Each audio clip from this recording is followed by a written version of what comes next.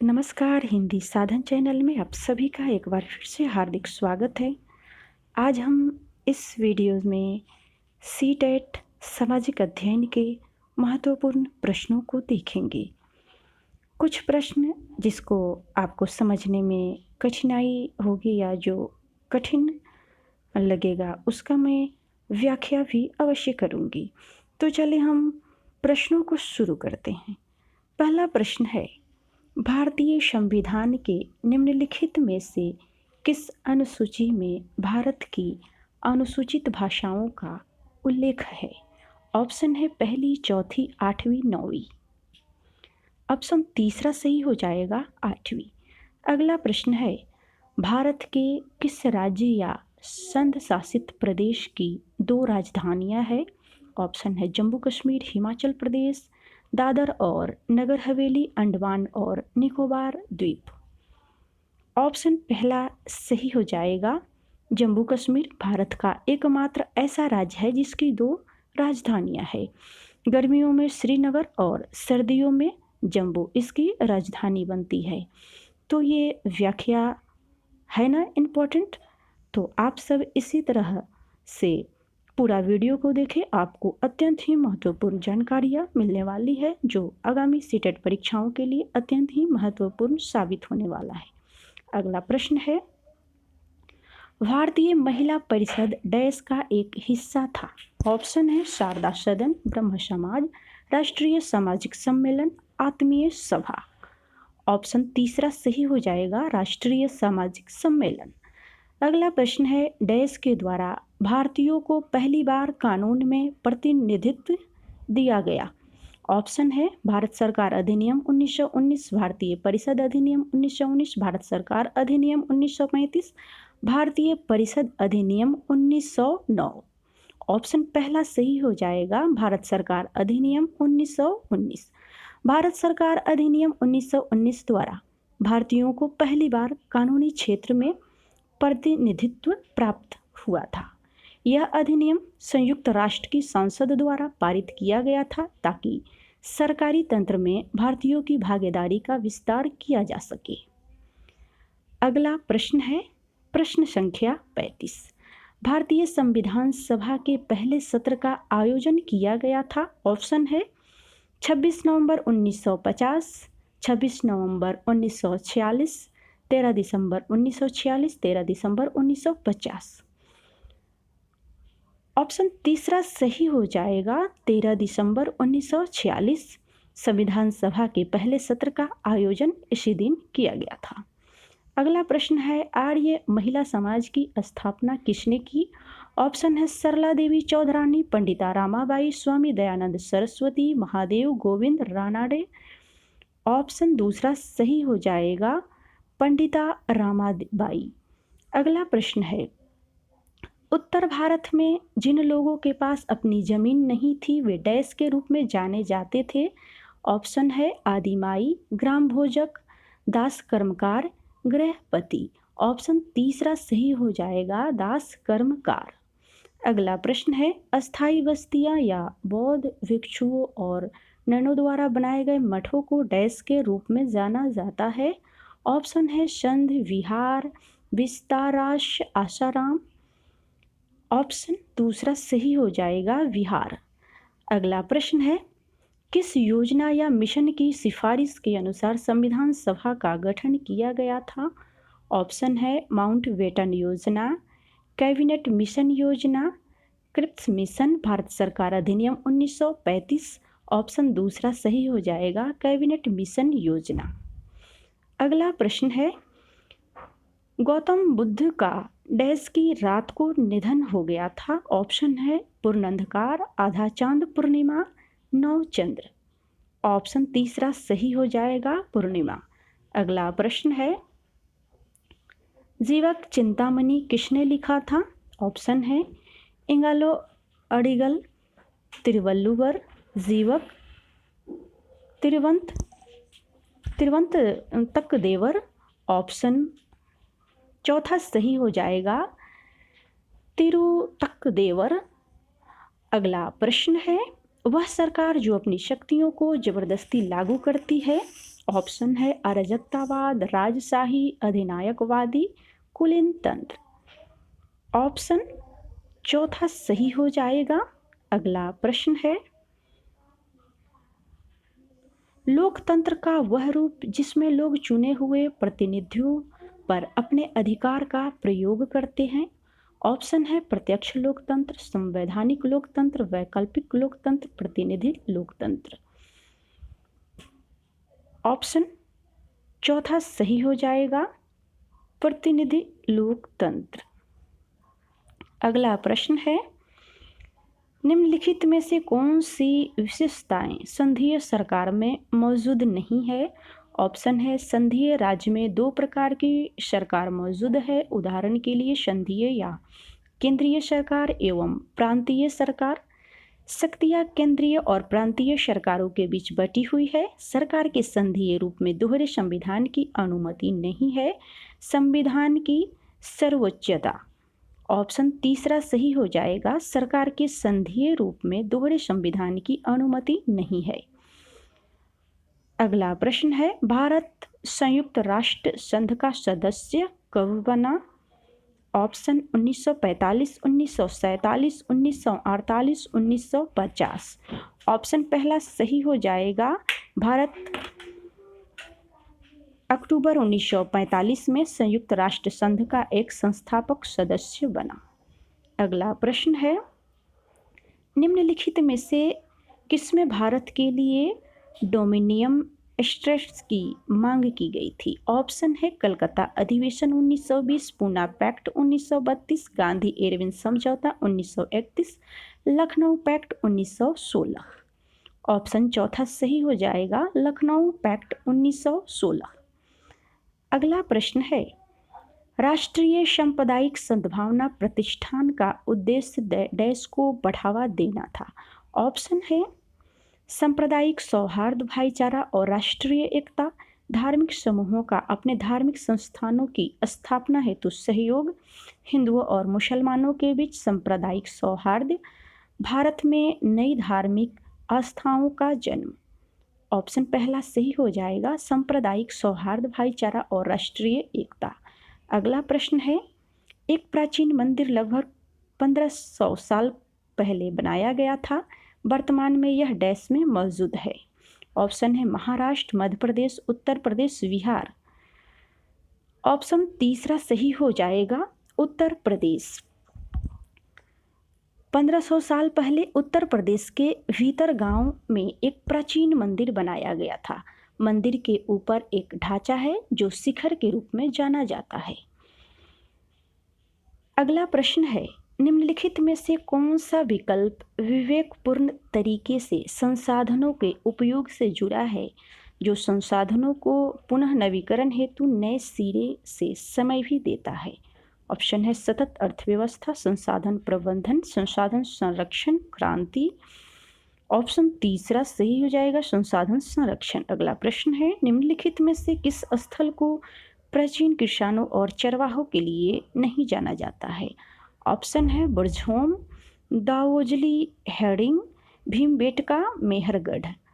Option तीसरा सही हो जाएगा, भीमबेटका। बुर्जहोम, दावो जलहेडिंग, मेहरगढ़ और कोल्डिहवा, चिरान, हल्लूर, पयामपल्ली आदि स्थल प्रारंभिक किसानों और चरवाहों के लिए जाने जाते हैं। भीमबेटका पूरा पाषाण काल के स्थलों में से एक है। अगला प्रश्न है, मंदिर का सबसे महत्वपूर्ण हिस्सा है। ऑप्शन है गर्भगृह, मंडप, शिखर, प्रदक्षिणा पथ। ऑप्शन पहला सही हो जाएगा, गर्भगृह। अगला प्रश्न है, निम्नलिखित में से किस वर्ष में ब्रिटिश कंपनी ने हुगली नदी के तट पर एक किले का निर्माण करना शुरू किया। ऑप्शन है 1659, 1669, 1669, 1696, 1698। ऑप्शन तीसरा सही हो जाएगा, 1696।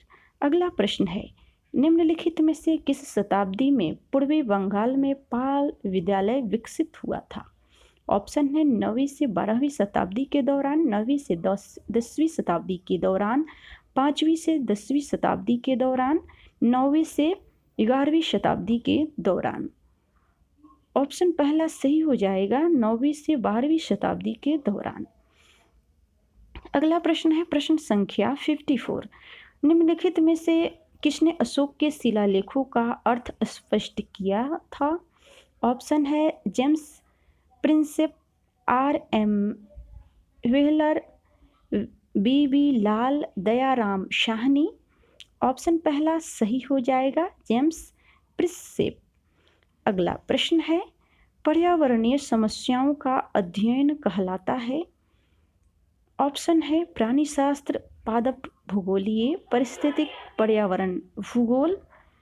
ऑप्शन चौथा सही हो जाएगा पर्यावरण भूगोल। अगला प्रश्न है प्रश्न संख्या 56।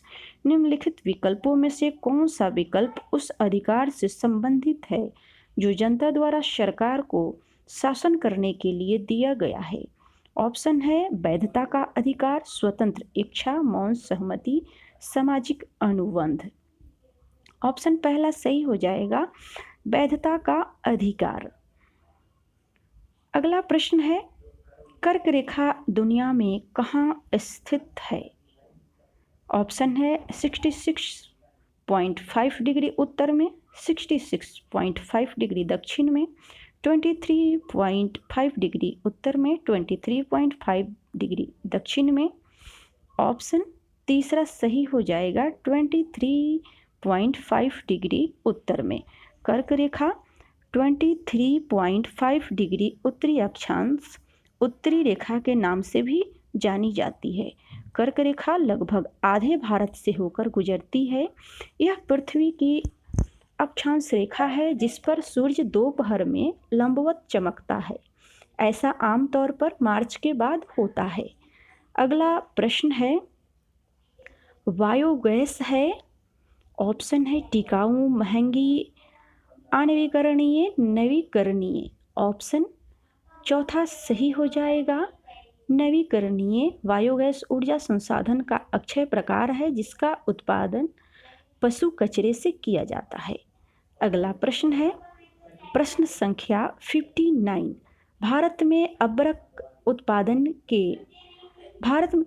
अबरक उत्पादन में दुनिया में कौन सा स्थान है? ऑप्शन है पहला, तीसरा, पांचवा, छठा।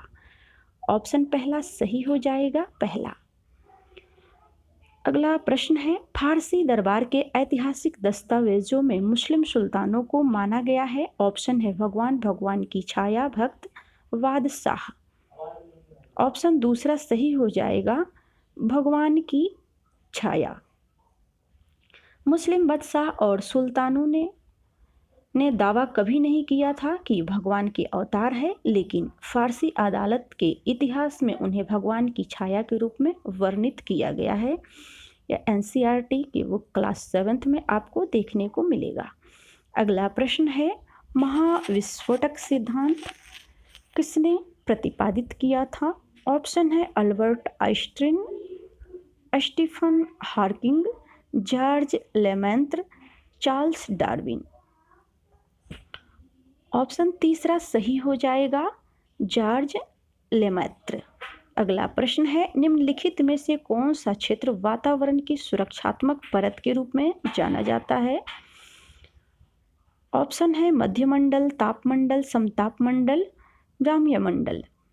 ऑप्शन तीसरा सही हो जाएगा समतापमंडल।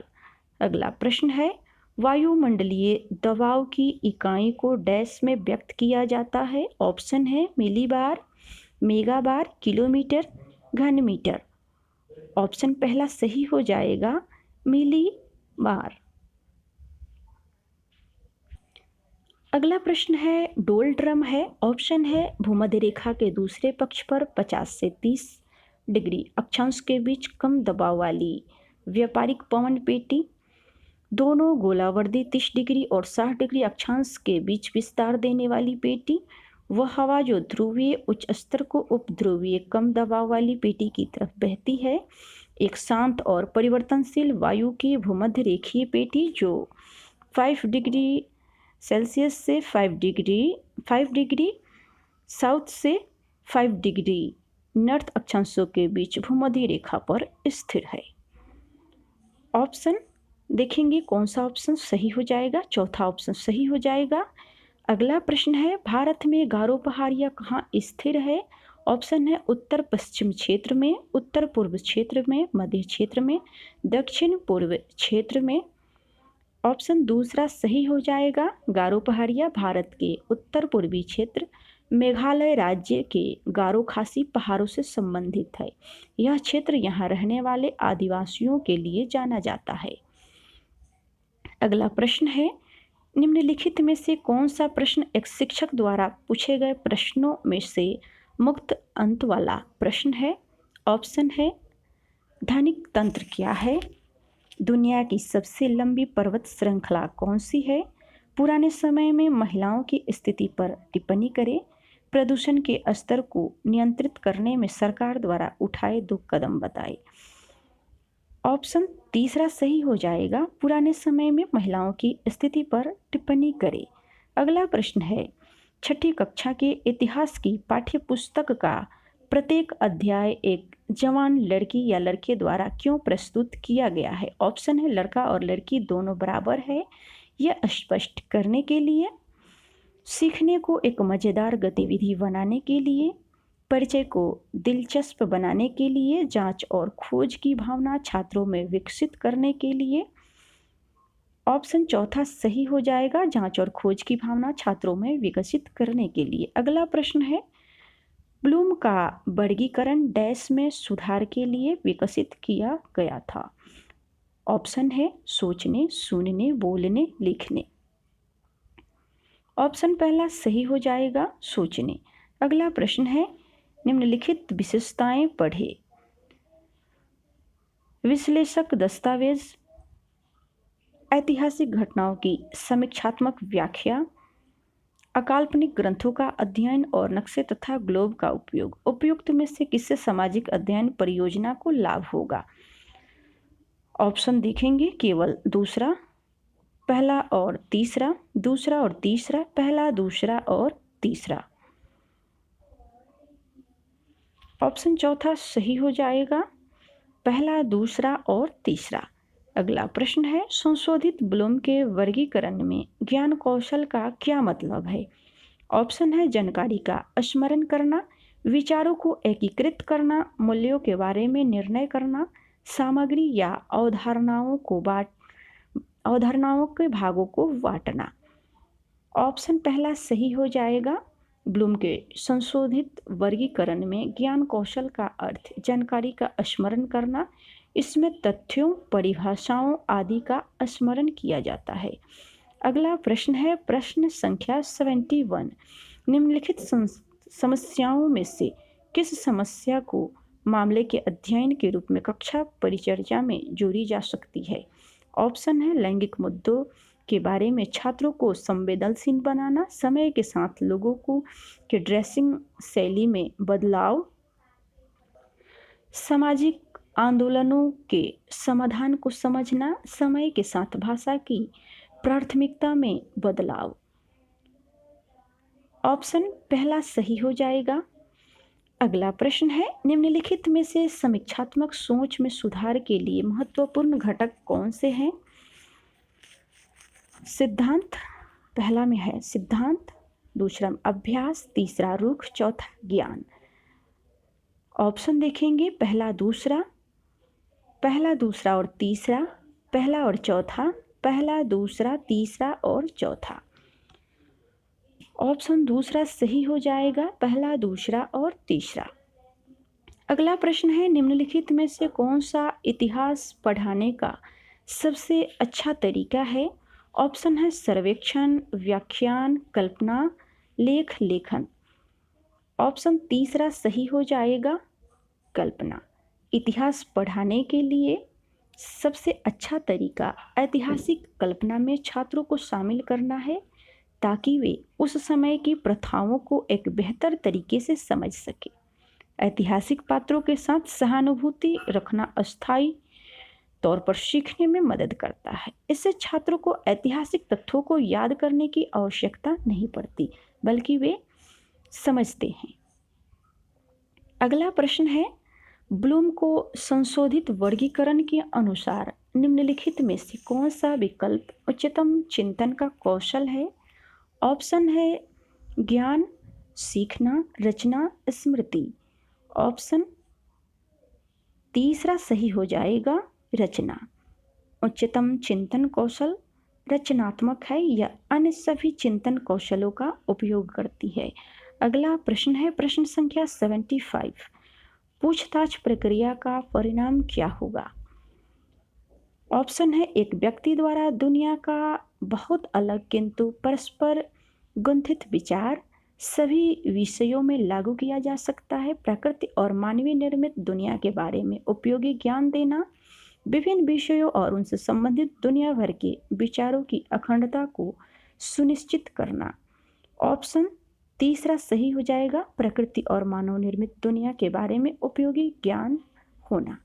अगला प्रश्न है, निम्नलिखित में से कौन सा विकल्प परियोजना कार्य से नहीं जुड़ा है? ऑप्शन है प्रत्येक सत्र के लिए निर्धारित किए गए ढांचे के भीतर पराकाम, एक सैद्धांतिक या व्यवहारिक प्रकृति की एक समस्या विषय को तैयार करने की प्रक्रिया, जटिल समस्या के लिए साक्ष्य और संभव समाधानों की चर्चा का संग्रह और विश्लेषण, छात्रों को प्रासंगिक वैज्ञानिक ज्ञान प्रदान करना। ऑप्शन चौथा सही हो जाएगा, छात्रों को प्रासंगिक वैज्ञानिक ज्ञान प्रदान करना। अगला प्रश्न है, निम्नलिखित में से किस स्तर में हीथर, माची और रेडी-वेल के संक्षिप्त जांच सूची के 4 स्तर शामिल नहीं है? ऑप्शन है संरचित जांच, मार्गदर्शित जांच, ओपन या सत्य जांच, अनुसंधान जांच। ऑप्शन चौथा सही हो जाएगा, अनुसंधान जांच। पुष्टिकरण जांच, संरचित जांच, निर्देशित जांच और सतत जांच, ये जांच के 4 स्तर हीदर, मांची और रेडी-वेल के जांच स्तर नामक लेख में शामिल किए गए हैं। अगला प्रश्न है प्रश्न संख्या 78। चावल की खेती के निम्नलिखित स्थलों में से किसमें चावल की खेती के साक्ष्य पाए गए हैं? ऑप्शन है लोथल, कालीबंगा, धौलावीर, चनहुद्रो। ऑप्शन पहला सही हो जाएगा लोथल। 1800 ईसा पूर्व चावल की खेती के सबूत गुजरात की लोथल स्तर पर पाया गया था। इसके अलावा दूसरा स्थल है जहां चावल की भूसी पाई गई, वह गुजरात में अहमदाबाद के पास रंगपुर में स्थित है। अगला प्रश्न है, निम्नलिखित कथनों को पढ़ें। परीक्षण और त्रुटि, अनुबंधन, अंतर्दृष्टि, दिए गए तरीकों के बीच सीखने के तरीके क्या है? ऑप्शन देखेंगे कौन सा ऑप्शन सही हो जाएगा। केवल पहला, पहला और दूसरा, दूसरा और तीसरा, पहला, दूसरा और तीसरा। ऑप्शन चौथा सही हो जाएगा, पहला, दूसरा और तीसरा।